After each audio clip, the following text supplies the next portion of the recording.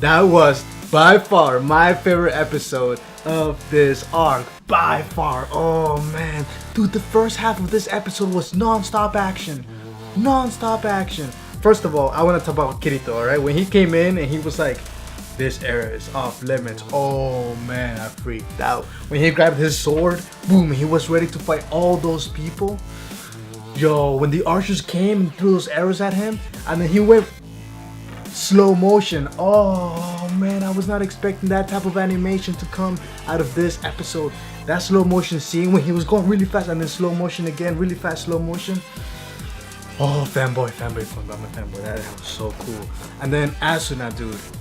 She's so smart on her feet, dude. She knew that those healers had to be stuck. So she turned into like the Flash and just started running. She started running. Ooh, so good, dude, so good. So ultimately, they end up going into the boss room, and when they fight that two-headed beast, oh, man, the action was intense. Just that whole scene, the first half of this episode, I have to go and replay the whole half because it's just that good. And then after the first half, obviously things slowed down a little bit, but things got weird. Things started to get really, really weird. First of all, we learned that the Sleeping Knights are going to disband because, as you guys saw from that scene, they have their names on the wall. So their goal is accomplished. There's no reason for them to continue. So they're going to disband, which is sad because Asuna, first of all, they didn't grab that money that they owe her. So they owe her big bucks. But Asuna made a request, and her request was, in exchange for her services, can I join the Sleeping Knights? And you know what they said? They were like, no girl, we're leaving. So that was not cool. She asked if she can be with them for the rest of the season, and they started getting weird, dude. Yuki, first of all, Yuki called her sister, not only during battle, but at the very end of the episode, with that cliffhanger, she called her sister. What's going on with that? And then when Asuna was like, well, you know you called me sister twice? She started crying, yo, her face turned into a kawaii. She was so cute. Her eyes were so big. She started crying, and you know what she did? She logged off right away. That was weird.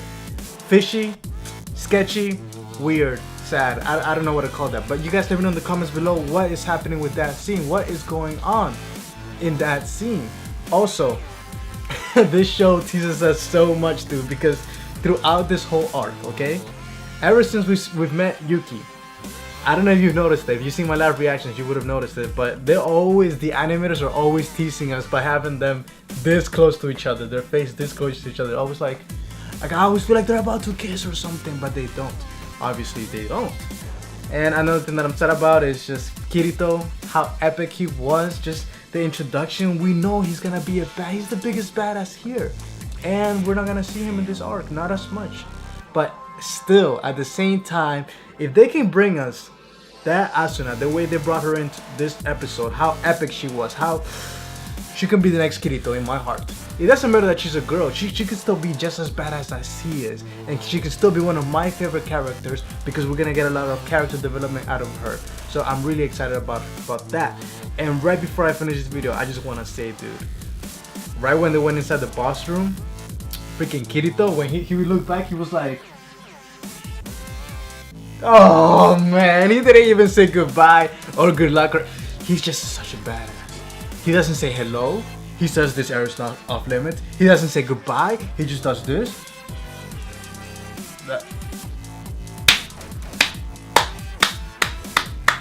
My favorite episode. They really outdone the stuff this time. The music, by the way, I can't forget about the music. You know how many times I have to call that out while I was watching this episode, dude? The music.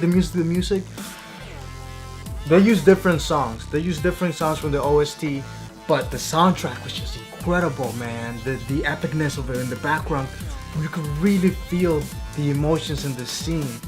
It just, everything about this episode was just over the top, excellent quality.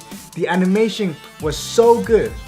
It was so good that I enjoyed it as much as I enjoy watching the Fate Stay Unlimited Blade Works 2014 fights. That's how much I enjoyed this animation. Obviously, it's not at the level of Fate Stay, but just the epicness of it just blended together so perfectly.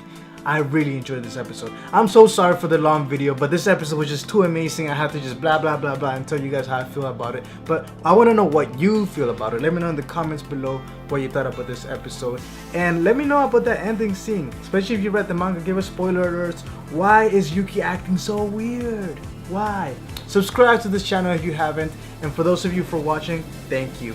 I'll see you guys next time. Peace.